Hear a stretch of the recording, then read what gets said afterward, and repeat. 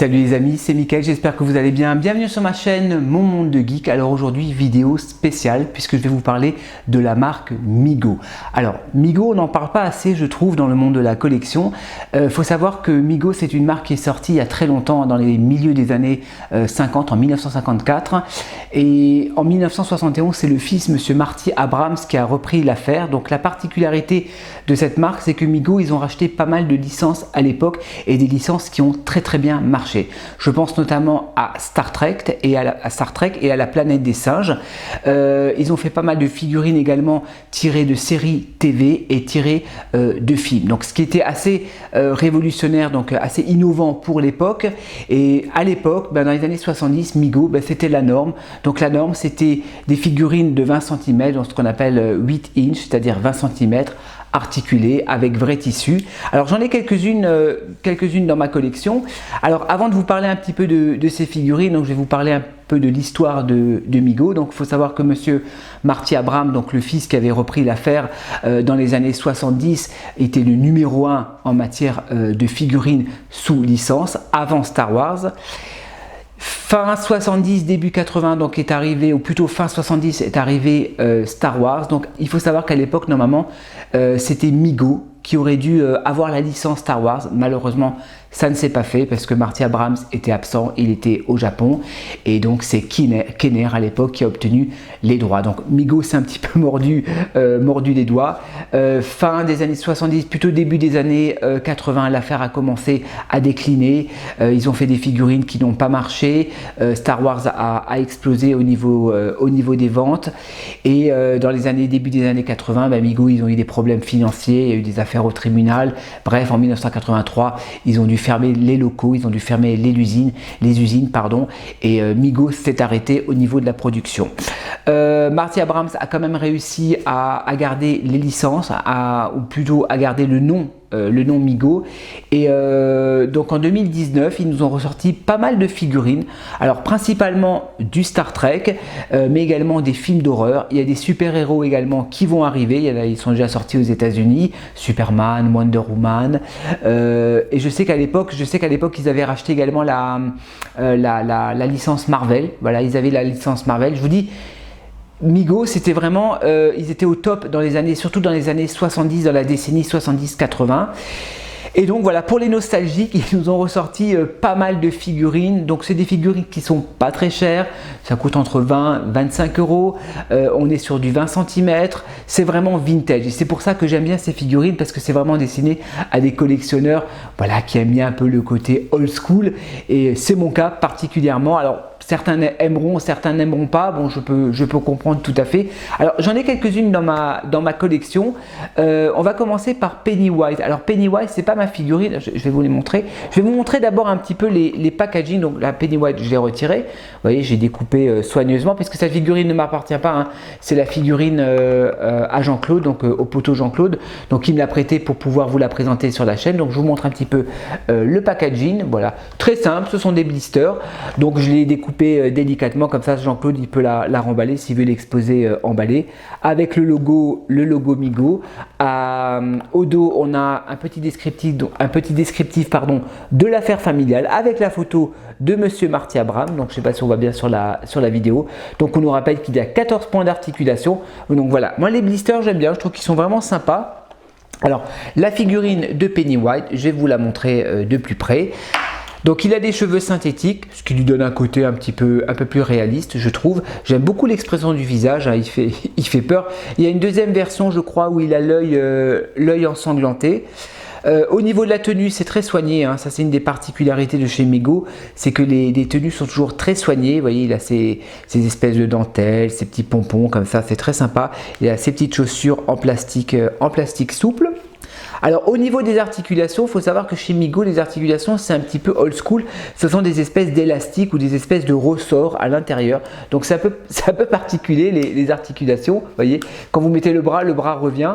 Donc, mais par contre c'est très flexible. Vous voyez, vous pouvez donner des poses comme vous voulez. Vous pouvez plier, vous pouvez vraiment vous amuser avec ces figurines. Donc alors Pennywise, je vais le mettre assis. Tiens, je vais le mettre là. Je pense qu'on voit bien. Je vais le mettre devant. Voilà, on va le mettre là pour que vous voyez un petit peu.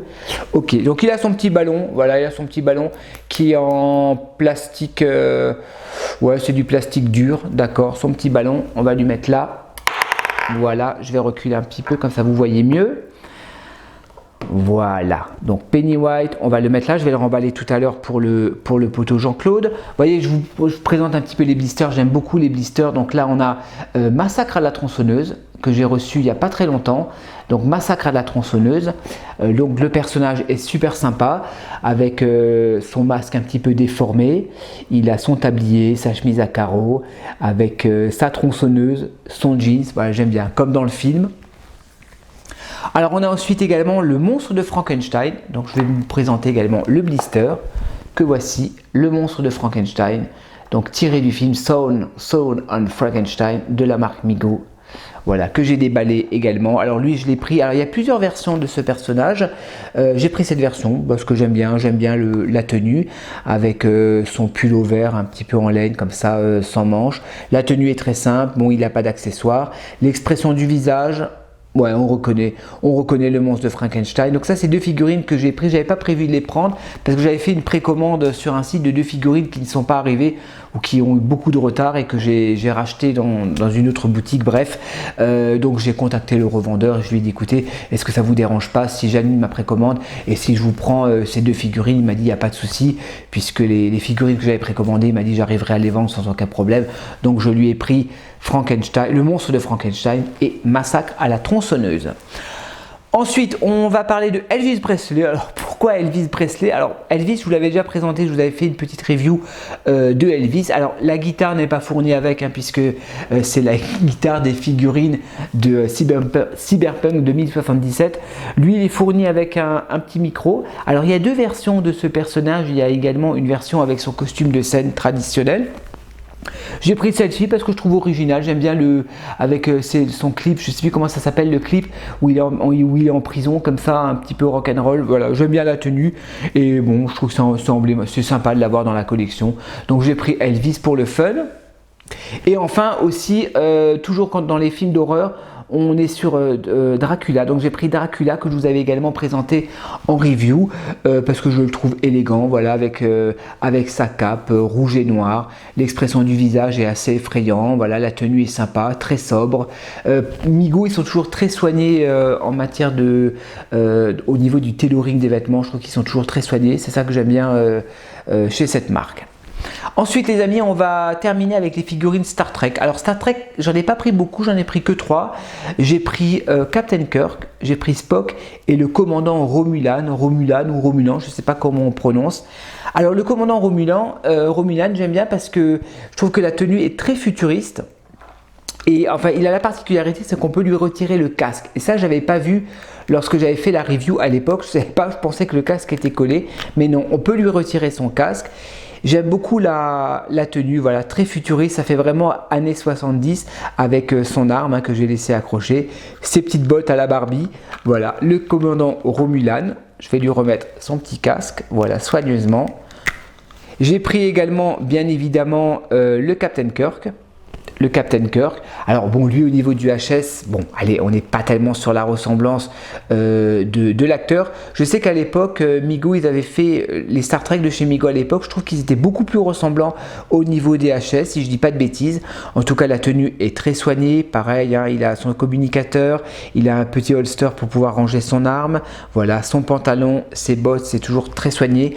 Les tenues, vous pouvez les retirer, hein, il y a des espèces de scratch au dos, donc vous pouvez facilement retirer les tenues. Et enfin, les amis, on va terminer par Spock. Voilà, Spock emblématique. Donc l'acteur nous a quittés il y a quelques années malheureusement. On reconnaît le personnage.